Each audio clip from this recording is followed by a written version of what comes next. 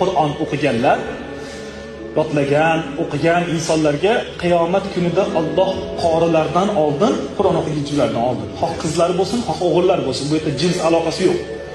Mana shu insonlarda Qur'on tilovatini o'qigan, Allohning kalomini o'qigan va yodlaganlarni o'zini emas, ota-onasini chaqirtiringlar deydi Alloh taolo. Ota-onasini chaqirtiringlar deganda chaqirilayotgan ota-onalarni Allohning e'tiborini qarang, piyoda yurishmasin deydi Alloh taolo. Meni huzurimga jamoatning ichida piyoda kelishmasin deydi Alloh taolo. Farishtalarni xizmatga buyurib, tillodan bo'lgan kursilarda Qur'on o'qigan insonlarning ota-onasi ko'tarilib keladi.